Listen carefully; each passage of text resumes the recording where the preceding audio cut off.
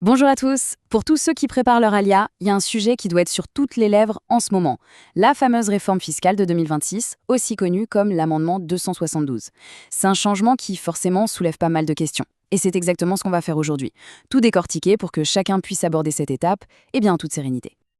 Allez, on commence tout de suite par la nouvelle la plus importante, celle que tout le monde attend.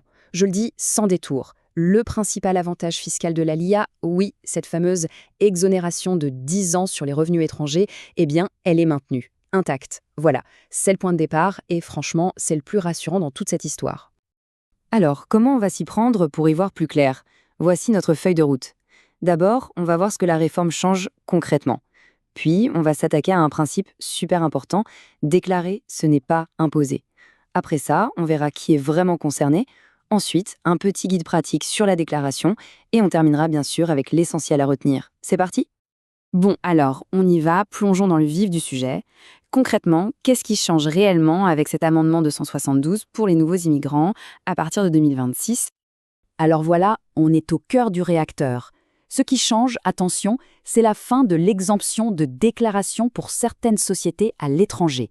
Mais, et c'est vraiment ça le plus important, ce qui ne bouge pas d'un iota, c'est l'exonération totale d'impôts.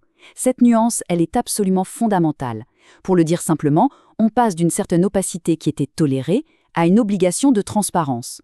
Et ça nous amène directement à l'idée maîtresse, au concept central de toute cette réforme. C'est un principe qu'il faut vraiment, vraiment bien intégrer pour comprendre toute la logique derrière cette loi. Et la voici, cette règle d'or. Déclarer qu'est-ce que c'est simplement lever la main et dire au fisc « Au fait, j'ai ça, c'est de l'info ». Imposer par contre, ça veut dire sortir son portefeuille pour payer un impôt. La nouvelle loi demande de l'information. Point. Elle ne demande pas d'argent sur les revenus étrangers des Olim pendant ces 10 fameuses années. C'est la distinction clé. Alors, on peut se demander, mais pourquoi ce changement maintenant? La réponse est claire, l'objectif, ce n'est pas de taxer les nouveaux immigrants. En fait, Israël se met simplement en conformité avec les standards internationaux, ceux de l'OCDE. La norme mondiale aujourd'hui, c'est la transparence et l'échange d'informations entre pays pour lutter contre le blanchiment d'argent. C'est une démarche globale, ça ne vise pas spécifiquement les Olim. Ok, donc la grande question c'est est-ce que tout le monde est concerné par cette nouvelle obligation de déclaration? La réponse, et c'est une bonne nouvelle pour beaucoup, c'est non. Voyons ensemble très précisément qui doit s'y préparer. Le mot magique ici, c'est cumulative. Ça veut dire qu'il faut cocher toutes les cases pour être concerné. Si une seule condition n'est pas remplie, eh bien l'obligation ne s'applique pas. C'est aussi simple que ça. Alors ces conditions, quelles sont-elles? 1. Faire son alia à partir du 1er janvier 2026. 2. Avoir le statut de Oler Hadash ou Toshav Roservatik. 3. Être ce qu'on appelle un Baal Shlita, donc l'actionnaire majoritaire d'une société à l'étranger. Et 4. Gérer activement cette société depuis Israël. Un simple investissement passif, par exemple, ça ne compte pas. Bon, imaginons que quelqu'un coche toutes ces cases. Qu'est-ce qui se passe concrètement? Comment on fait? C'est quoi les deadlines? On regarde ça tout de suite.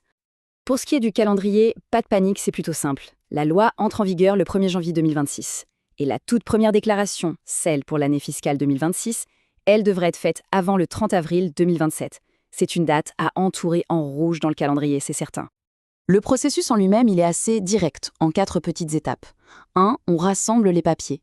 2. On remplit le formulaire qui porte le doux nom de 1324. 3. On envoie tout ça. D'ailleurs, passer par un expert comptable est souvent la meilleure option pour être tranquille. Et enfin, étape 4, super important, on garde précieusement une preuve de dépôt. Pour que ce soit bien concret, prenons un exemple. Appelons-le David. Il fait son alia de France en 2026, il a une sarle là-bas et continue de la gérer depuis Tel Aviv. Lui, il coche les 4 cases. Qu'est-ce qu'il va devoir déclarer? Eh bien, des infos de base. Son identité, sa résidence fiscale en Israël, le fait qu'il détient 100% de sa boîte et qu'il la gère activement. On voit bien, ce sont des faits purement informatifs et surtout, ça ne déclenche zéro impôt. On arrive tout doucement à la fin de ce décryptage. Alors, pour résumer, qu'est-ce qu'il faut absolument garder en tête pour aborder ce changement sans le moindre stress? S'il y a un seul chiffre à retenir de tout ça, c'est celui-là. 10. 10, comme les 10 années d'exonération totale d'impôts sur tous les revenus qui viennent de l'étranger. Cet avantage, qui est le pilier de la LIA pour beaucoup, il est préservé, sanctuarisé. La nouvelle loi n'y touche absolument pas. C'est vraiment le message essentiel. Et attention, quand on parle d'exonération, c'est très très large, que ce soit des salaires, des revenus de freelance, des dividendes de société, ou même les loyers d'un appartement gardé dans son pays d'origine, tout ça reste non imposable en Israël pendant ces 10 ans.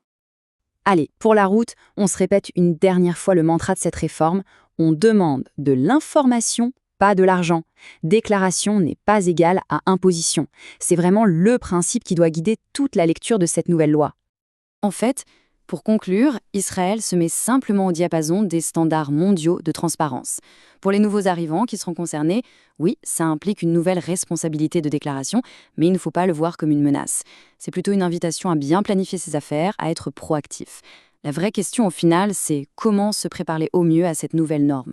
Et la clé, comme souvent, c'est l'anticipation et bien sûr, ne pas hésiter à se faire accompagner par des professionnels si besoin.